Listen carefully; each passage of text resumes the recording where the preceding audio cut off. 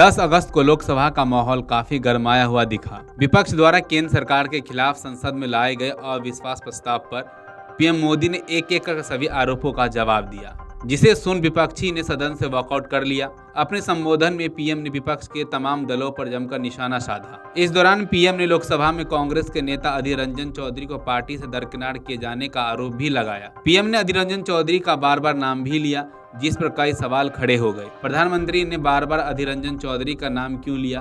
क्या बंगाल के सियासी समीकरण पर था निशाना? सबसे पहले आप सुन लीजिए कि पीएम मोदी ने अधीर रंजन के बारे में क्या कुछ कहा। इस अविश्वास प्रस्ताव में कुछ चीजें तो ऐसी विचित्र नजर आई जो न पहले कभी सुना है, न देखा है, न कभी कल्पना की है। सबसे बड़े विपक्षी दल के नेता को बोलने की सूची में नाम ही नहीं था। और पिछले उदाहरण देखिए आप, 1999 में वाजपेयी सरकार के खिलाफ अविश्वास प्रस्ताव आया। शरद पवार साहब उस समय नेतृत्व कर रहे थे, उन्होंने डिबेट का नेतृत्व किया। 2003 में अटल जी की सरकार थी, सोनिया जी विपक्ष की नेता थी, उन्होंने लीड ली, उन्होंने विस्तार से अविश्वास प्रस्ताव रखा। 2018 में खड़गे जी थे विपक्ष के नेता, उन्होंने प्रोमिनेंटली विषय को आगे बढ़ाया। लेकिन इस बार अधीर बाबू को क्या हाल हो गया? उनकी पार्टी ने उन्हें बोलने का मौका नहीं दिया। ये तो कल अमित भाई ने बहुत जिम्मेवारी के साथ कहा कि भाई अच्छा नहीं लग रहा है, और आपकी उदारता थी कि उनका समय समाप्त हो गया था तो भी आपने उनको आज मौका दिया। लेकिन गुड़ का गोबर कैसे करना, उसमें ये माहिर है।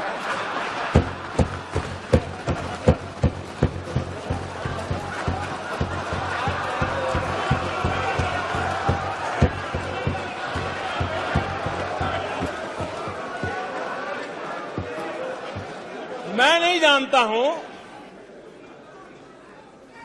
कि आखिर आपकी मजबूरी क्या है। क्यों अधीर बाबू को दरकिनार कर दिया गया? पता नहीं, कलकत्ता से कोई फोन आया हो।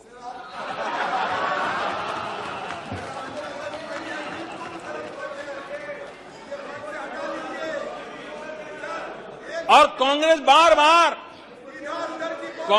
बार बार उनका अपमान करती है। कभी चुनावों के नाम पर उन्हें अस्थायी रूप से फ्लोर लीडर से हटा देते हैं। बिट्टू जी,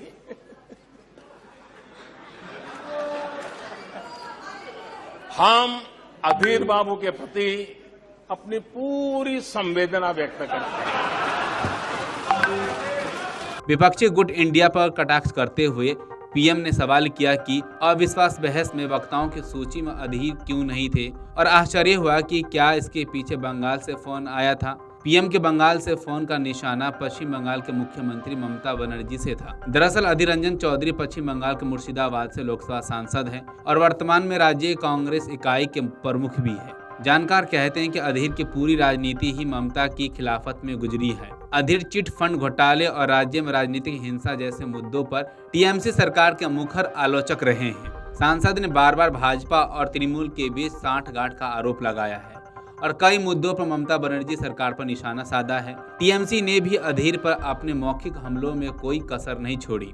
पीएम का अधीर रंजन पर कटाक्ष करना यह भी इशारा है कि यह टीएमसी ही थी जिसने अधीर को वक्ताओं की सूची से बाहर रखने के लिए कांग्रेस पर दबाव डाला था। जानकार ये भी कहते हैं कि विपक्षी के दोनों बैठकों में ममता बनर्जी इसी शर्त पर ही शामिल हुई थी कि बंगाल के मुद्दों पर अधीर ना बोले। हालांकि अधीर ने इसके बाद भी ममता सरकार पर हमला जारी रखे। मालदा में हुई घटना को लेकर 23 जुलाई को कांग्रेस के बंगाल प्रमुख अधीर रंजन चौधरी ने ममता बनर्जी पर जमकर हमला किया। अधीर रंजन ने कहा, बंगाल में कानून व्यवस्था पूरी तरह से बिगड़ गई है और मालदा की घटना उसी का ताज़ा उदाहरण है। उन्होंने यह भी दावा किया था कि बंगाल में महिलाओं के खिलाफ अपराध बढ़ गए हैं। हालांकि अधीर ने इसके बाद भी ममता सरकार पर हमले जारी रखे। 23 जून को पटना में कांग्रेस के नेतृत्व वाली विपक्षी बैठक में टीएमसी भी शामिल हुई थी। इसके कुछ दिन बाद ही टीएमसी के महासचिव अभिषेक बनर्जी ने अधीर का आरोपों पर पलटवार किया था। इसके साथ ही उन्होंने पार्टी के रुख पर भी सवाल किया था। मालदा की एक रैली में अभिषेक बनर्जी ने अधीर को भाजपा का एजेंट करार दिया था। Video desk अमरउजाला.com। अमर उजाला अब आपके टीवी पर भी। अपने स्मार्ट टीवी पर YouTube पर सर्च करें अमर उजाला, चैनल सब्सक्राइब करें और देखें ताज़ा खबरें, वो भी HD क्वालिटी में। और हाँ, बेल आइकन दबाना ना भूलें ताकि हर खबर हो आपके घर। अमर उजाला, निष्पक्ष, निर्भीक, निरंतर।